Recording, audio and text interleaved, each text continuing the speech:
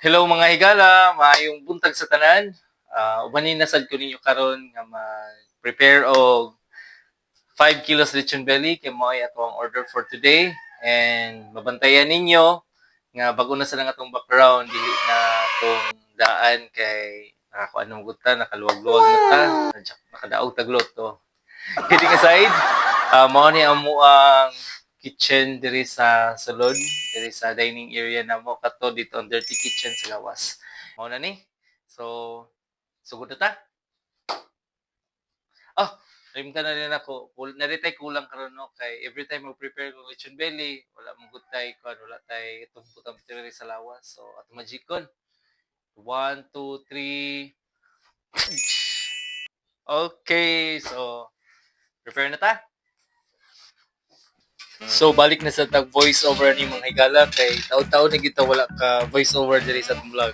Ug mao na gyud ni ato ang mga napalit mga higala gikan sa merkado, mao na ni ato ang mga lamas ug nga ato ang karne nga ato ang lutuon karong hapuna. Medyo taas-taas gyud ni ato ang vlog karon mga higala kay taas-taas gyud ang proseso sa atong vlog karon o gamay ra kay atong mga cut. Hinaot mga higala nga iyang tiwason ang paglantaw ani nga vlog. And this time mga higala giyaw-yaw ko ani ug unsa to ang napalit gikan sa merkado. Ug sa walay paglangan mga higala ato nang gikuha ato ang mga lamas kay ato nang i-prepare og hugasan. Uy, sana all hugasan. Isa-isahon gyud nato ni hugas mga higala kay para malangkat gyud ang angay malangkat.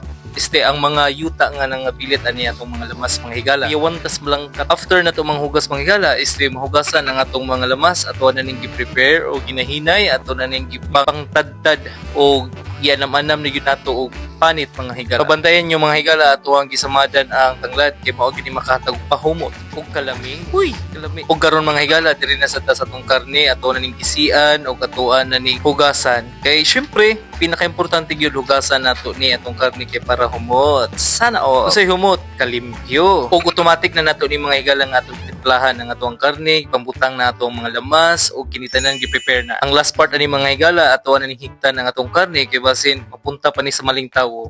Uy, abot na mga tagtawo nga karni ra man itong giskutan. Balik ta sa ato ang karni mga higala og hapit na gid ni mahuman kay nahumanan na gyud nako og ikot ang atong karne. Syempre mga higala basta mahumanan na ta sa ato ang pag-prepare ato na manamon og hinlo ang ato ang area. Kay ga-vlog man ta limpyo gini atong area mga higala pero wani kita ga-vlog kamuritsing ni oy bitaw mga higala di makitil kayan basta natay negosyo no magkamuritsing magito sa ug karon mga higala tuhugon na nako siya tuhugon na nako ang ato ang belly mga higala kay para ato na ning matakang niya kining pagtuhog sa belly mga higala dili po ni basta-basta kay kinahanglan sakto ang imong pagtuhog ani kay og mamali pug ka ani dili pud ni mabalanse unya sa pagtakang sa griller ug nahuman na kita mga higala sa pagtuhog niya sa pagtuhog sa atong lechon belly. After na tumatuhog atong lechon belly mga higala, proceed na punta diri sa griller kay mag-prepare na punta sa paghaling. Sa pagnegosyo gyud mga higala basta ingon ani kinahanglan gyud ikaw mismo kabalo sa tanan kay masaon na lang man iasa nimo sa ubang tawo. Failure gyud ang imong negosyo mga higala. Kung sa imong palang ikaw gyud kahibalo sa except lang sa gugma mga higala kay dira kita mauwatanan. Sure oy. Kung nagbaga na gyud ang ako feelings niya mga higala, ang ato ang hinaling nga uling di mga higala. It's time na para itakang ato ang lechon belly. Kani sa dato ang mga uling mga higala kinahanglan sad pud nga dili gyud baga kay atong mga uling kay masunog man gyud ang ato ang lechon belly. Kanang sakto lang nga wata kay balong nga gamata na tag morning. Mga higala pasiyaw ra niya ko so bani ko ninyo nga mag-imot-imot ko while nagbantay sa belly.